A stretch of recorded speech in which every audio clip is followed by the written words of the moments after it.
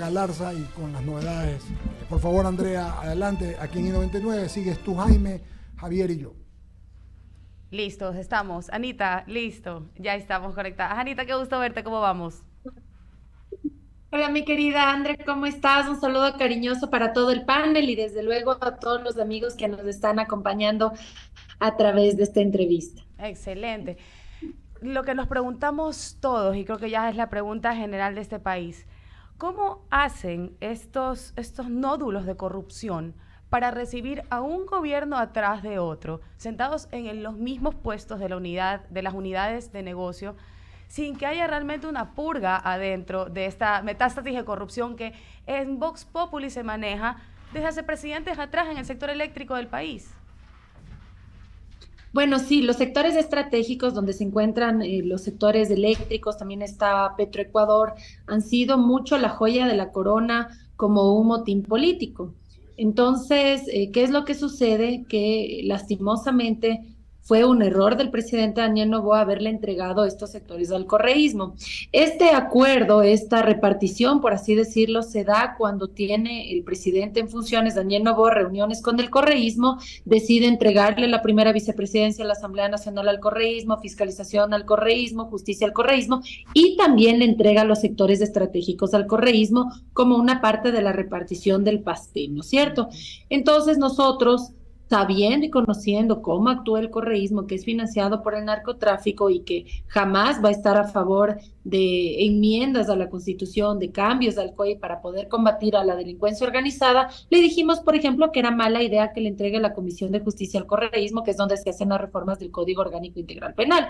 Pero el presidente Noboa decidió no solo darle la presidencia al correísmo, sino también darle mayoría absoluta en dicha comisión, lo que hizo que no podamos hacer vía Asamblea Nacional las reformas del Código Orgánico Integral Penal y que ahora tengamos que, como país, pagar más de 60 millones de dólares en la consulta popular que bien se podía haber resuelto vía Asamblea Nacional y que por dos situaciones no se pudo dar. Primero, que en la Comisión de Justicia está manejada por el correísmo. Segundo, porque cuando podíamos tratar por bloques las reformas del Código Orgánico Integral Penal, varios de los legisladores de la bancada de ADN, de la bancada de gobierno, se salieron de la Asamblea para no dar quórum y que no resolvamos vía Asamblea Nacional, y eso habría podido ahorrarle al país muchos millones de dólares, decenas de millones de dólares que no tenemos, porque para colmo no contamos con esos recursos. En todo caso, ya está la consulta popular, tiene preguntas excelentes que vale la pena decirle sí al país. A los amigos que piensan que votando no van a hacer que el país se ahorre la plata de la consulta popular, no, igual se tiene que pagar la consulta popular. Y yo creo que es importante que le digamos sí al país y que sepamos diferenciar entre el mandatario y la consulta popular, porque entiendo que hay muchas personas que están molestas por los cortes de luz, que están molestas con el presidente por no haber podido actuar en el momento adecuado, pero tenemos que separar el presidente de la consulta popular y que por más molestos que estemos o decepcionados del gobierno de turno, podamos decirle sí al país porque queremos un país más seguro y un país con mayores oportunidades. Totalmente de acuerdo contigo, Anita, en que cuando votamos en una consulta popular no se trata de votar sí o no al presidente de turno. Los presidentes cambian cada 4 años. En el mejor de los casos, si es que hacen algo bueno cada 8, pero las consultas quedan para siempre. Y esa es la respuesta que tenemos después de aprobar una consulta popular que cambió tantas cosas en el país que siguen causando estragos, o haber aceptado una constitución en el 2008 donde, por ejemplo, por horas se convierte en algo como la precarización, parte de las preguntas que vamos a ver ahora en la consulta popular. Pero el tema que nos trae hoy día, que es el juicio que estás planteando a la ex ministra de Energía, Andrea Arrobo. Aparte del juicio, Anita, ¿qué crees que se puede hacer desde la Asamblea para romper con esta estructura de este crimen organizado que se tiene, como bien dices, no solamente en las eléctricas, también en el tema petrolero, que ven pasar presidente tras presidente y son los intocables? ¿Cómo se llega? ¿Será que se puede de alguna manera apoyar? ¿Se viene algún caso en fiscalía que toque estos hilos o vendrán otros presidentes y seguirán estas personas en las mismas unidades de negocio respondiendo a estos fines políticos que serán pues de turno y dependiendo del gobierno que esté? Claro, justamente el gobierno ha puesto una denuncia en contra de 22 personas que incluyen a la ex ministra de Energía, a la ministra Robo, y es justamente hacia esa funcionaria a quien nosotros le estamos presentando un juicio político que está dentro del ámbito de nuestras competencias de control político y fiscalización. Nosotros queremos que responda en todas las instancias porque, miren, aquí no solamente responsabilidad de la ministra, qué pena tener que decirlo eso, yo sé que hay muchos fans del presidente, pero hay que decir las cosas como son, por respeto a ustedes mismos para que entiendan la seriedad de las cosas. Nosotros le advertimos al presidente que era mala idea que pacte con las mafias, que era mala idea que le entregue los sectores estratégicos a las mafias políticas. No solo que no hizo caso, sino que se puso bravo, nos dijo destruye y ahora no tenemos luz. Ahora se da cuenta por qué le advertíamos que no haga lo que terminó haciendo. Era mala idea, ¿ya? Entonces, para una próxima, que el presidente ponga a quien él considere, pero alguien capacitado, o sea, que no reparte espacios de poder a gente que ya le ha robado al país. Y que no va a tocar esas Nunca va a haber estructuras plata que porque alcance si lo que siguen vemos robando y nosotros si es es que, convenio del presidente, peor. exacto, e Nadie le indistintamente de puso un ministros o revólver en la cabeza al presidentes siguen presidente ahí. para que le nombre a la ministra. Nadie le obligó. Él solito, voluntariamente, le puso como ministra Robo, que ella fue ya funcionaria en el gobierno del expresidente Rafael Correa. ¿Y por qué? Porque hay que decir las cosas como son y que sepa el país. El presidente Daniel Noboa entregó los sectores estratégicos al correísmo. Como el correísmo es financiado por el narcotráfico y quiere que pierda la consulta popular, como el presidente les entregó los sectores estratégicos, desde ahí están boicoteando la aceptación del presidente para que se caiga la consulta popular. Eso me lleva Así de a esa fácil. última pregunta, Anita, justamente. ¿Tú consideras que esto es un sabotaje que tiene tintes ideológicos o crees que es un sabotaje que tiene tintes políticos? Porque hay una diferencia ahí. El político por lo menos mide a largo plazo o a corto plazo el beneficio. En el tinte ideológico esto no tiene un pare. ¿Crees que todavía funciona convencer al electorado del tema ideológico? ¿Esto es un sabotaje ideológico o es más un tema político? No, para mí personalmente yo creo que obedece a una agenda política. Eh, Hay que decirlo, el expresidente Rafael Correa sí está molesto con Daniel Noboa porque no le permitió que se fugue Jorge Glass, que era parte del acuerdo que habían acordado. Es que Jorge Glass no empieza a existir hace 2 semanas. Jorge Glass está metido en la Embajada de México hace rato, Así es. y eso era parte del acuerdo del gobierno con el correísmo. Pero claro, ya entra dentro de esa agenda que Jorge Glass se iba a ir a México ya con el asilo político que le concedió México y ya los analistas políticos del presidente Daniel Noboa le dijeron, sí, puede ser que le hayas dado tu palabra a Rafael Correa de que ibas a permitir que se vaya Glass, pero si tú permites eso, la consulta popular se va a caer. Y ahí es que le toca tomar otro rumbo al presidente, pese a que él ya le había dado la palabra a Rafael Correa de que iba a permitir que Jorge Glass se vaya a México.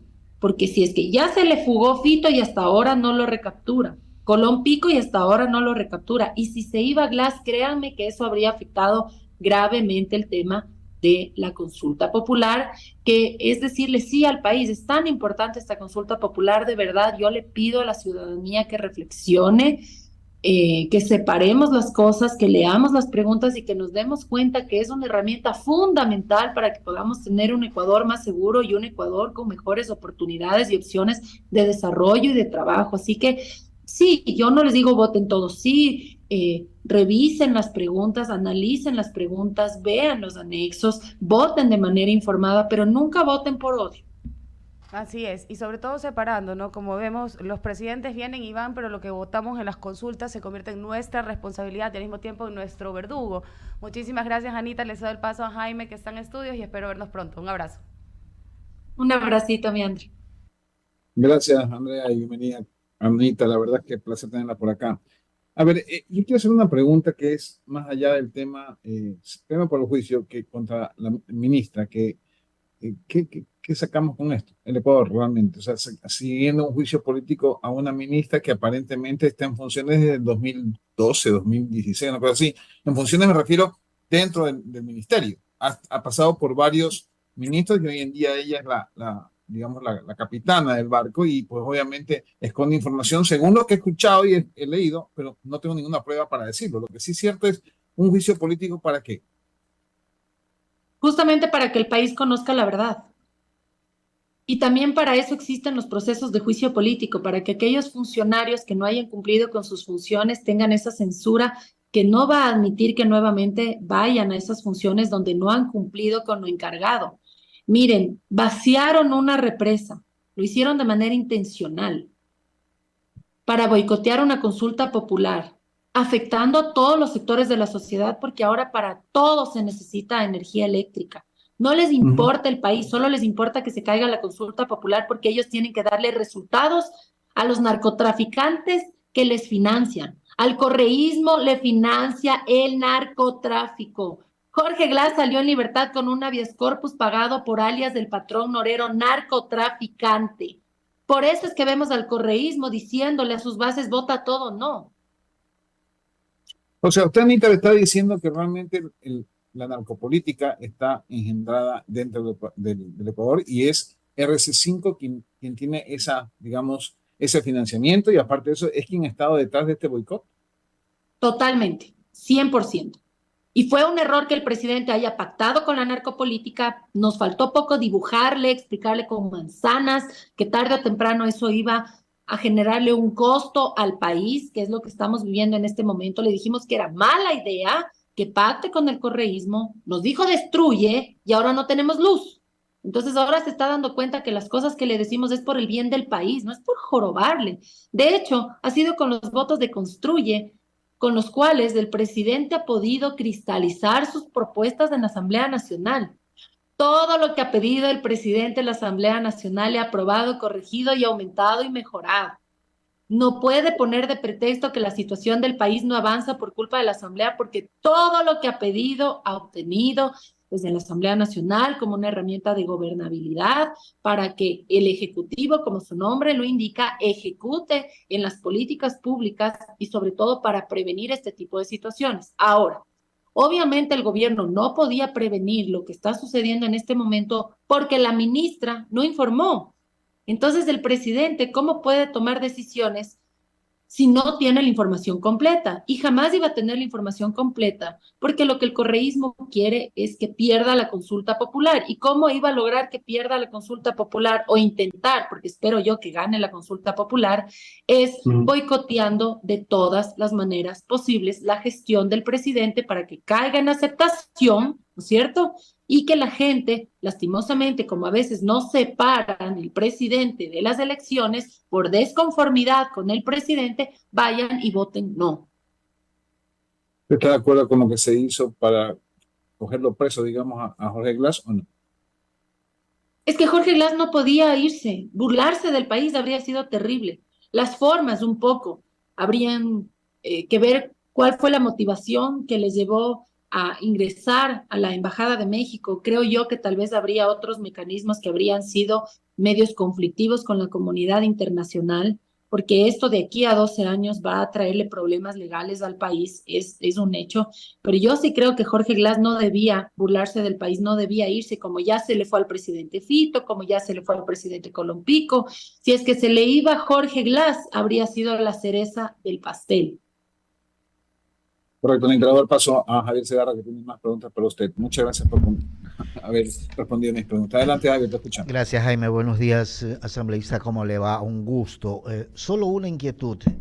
6 de las preguntas de la consulta son plebiscitarias, por lo tanto tendrán que ir a parar a la asamblea. ¿Habrán los votos o hay que negociar?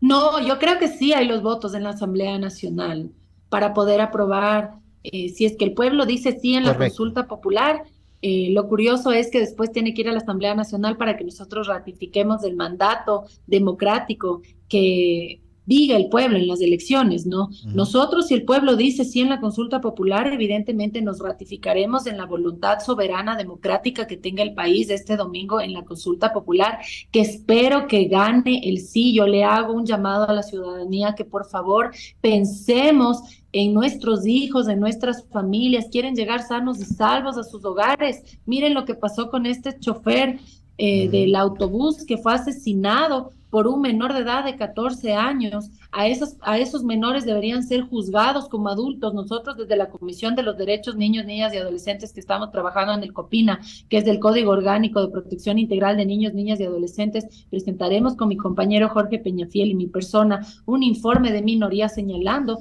que en este tipo de actos los menores tendrán que ser sancionados como adultos.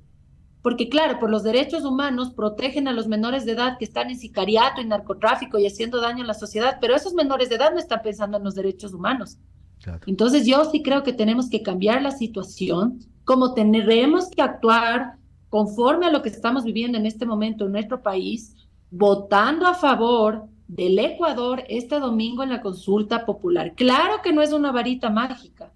No es que voto el domingo y el día martes y está todo solucionado. Todo obedece a procesos.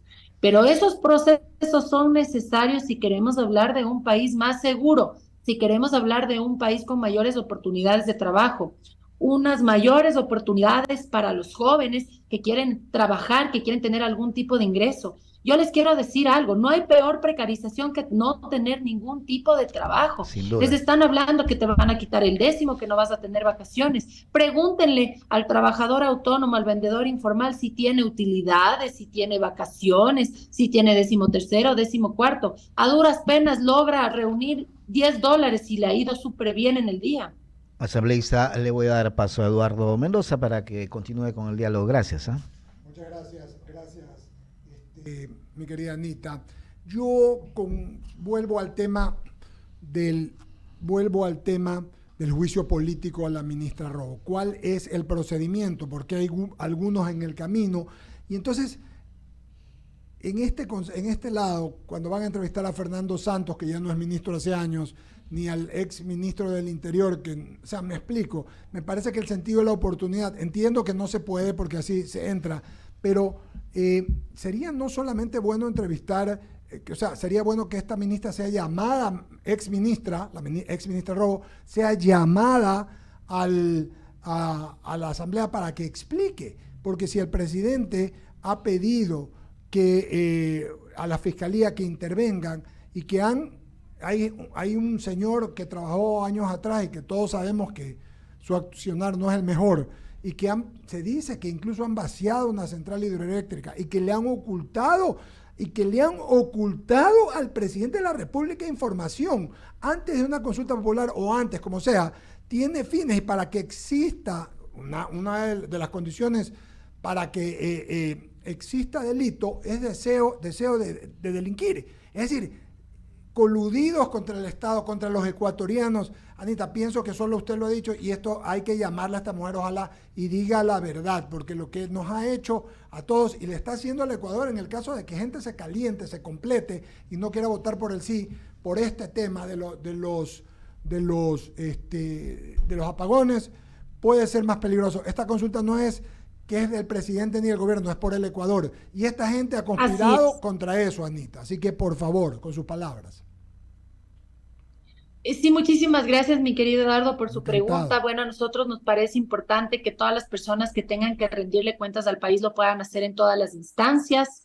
Quisiéramos que fuera de manera inmediata. Ahora que es una exfuncionaria, ella no está obligada de comparecer en la Asamblea Nacional, pero al menos en el tema del proceso de enjuiciamiento político, así la funcionaria no asista, no quiera hacer uso de su derecho a acudir a la Asamblea, puede ser censurada, ¿no?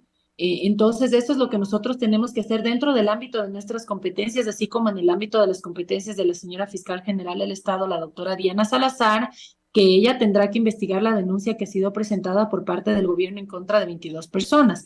Como está inmiscuida dentro de la denuncia la exministra de Energía, Andrea Robo, pues quien tendrá que llevar la investigación del caso será la Fiscal General del Estado por el fuero de corte que tiene, en este caso, la ministra. Así que esperamos que en todas las instancias el país pueda conocer la verdad y que además no quede en impunidad, porque a mí me parece criminal que le quiten la energía eléctrica a la ciudadanía con una agenda política de que pierda una consulta popular. ¿Cuántos negocios están teniendo grandes pérdidas económicas? ¿Cuántos desperdicios? Un restaurante que necesita tener refrigeradora, congeladora, todo se le está dañando.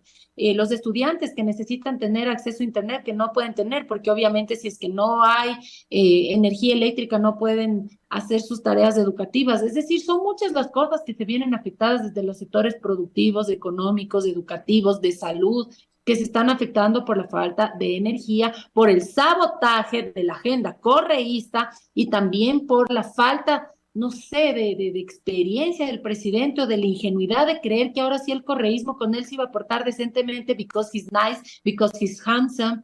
Pero esto es something incredible, porque ya le advertimos lo que le iban a hacer, no quiso hacer caso y ahora no tenemos luz. Espero que ahora sí entienda que cuando le decimos algo es por el bien del país. Correctamente, Anita, exactamente. Fue un pacto que yo lo llamé un pacto maldito. Uno no puede hacer pacto con el diablo porque tarde o temprano se te lleva el alma, ¿no? Realmente pudo convenir, pudo reconvenir, pero ha costado mucho. Ojalá que no le cueste más de lo que sabemos. Yo una pregunta más, Anita, para concluir nada más, y tiene que ver con lo que con lo que van a hacer en la asamblea. Sé que no están laborando ahorita, por lo que el presidente ha determinado. ¿Qué es lo que van a hacer la próxima semana? Solo para tener una idea. ¿Cuál es la agenda legislativa? Bueno, la agenda legislativa establece el Consejo de Administración de la Legislatura y convoca el presidente de la Asamblea Nacional. Sin embargo, que el presidente ha dicho que estos 2 días en el sector público no se va a elaborar. Nosotros, al menos mi despacho, se encuentra totalmente activo, trabajando con total normalidad, atendiendo a la ciudadanía. Estamos haciendo pedidos de información justamente por este tema de los cortes de energía. Estamos trabajando justamente en el tema del juicio político y seguiremos trabajando porque el país necesita respuestas y a partir de esas respuestas nosotros podamos tomar decisiones, pero con base a información oficial, ahí tomar las decisiones, que es justamente lo que le faltó lastimosamente al señor presidente, fue esa información para poder tomar medidas preventivas y evitar que estemos viviendo en esta época estos apagones. Increíble que hayan vaciado una represa para que la hidroeléctrica no pueda brindar de energía para el país. Cuando usted no puede prender su aire acondicionado, en la noche está en total oscuridad, no puede cargar su teléfono, no puede hacer sus tareas o no pueda hacer algún tipo de transferencia en su negocio, acuérdese que esto es culpa del correísmo que quiere sabotear la consulta popular porque ellos son empleados del narcotráfico. Acuérdese quiénes son los verdaderos culpables y exíjale al presidente Daniel Noboa que corte ese pacto maldecido con las mafias políticas porque no le hacen ni bien a él ni bien al país. Que el presidente decida su equipo de trabajo, pero que sean personas capacitadas y que no obedezcan a agendas políticas malditas que le hacen daño al país. Muchas gracias, Anita Galarza. Le mandamos un abrazo, gracias por estar en I99 y pues nos toparemos después de la próxima semana con el favor de Dios. Espero que sea con un sí grande por el bien del Ecuador. Tenga usted muy buenos días, querida Anita. Muchas gracias, mi querido Eduardo. Gracias a todos nuestros amigos del panel. Gracias también a quienes nos acompañaron en este diálogo y nuevamente hacerles este llamado a la reflexión, que este domingo podamos decirle sí al país para que el Ecuador pueda tener más herramientas para que podamos salir adelante. Un abracito, que Dios les bendiga mucho. Muchas gracias, don Javier. No sé si antes, Jaime, antes de concluir, recordarles que este fin de semana, el domingo,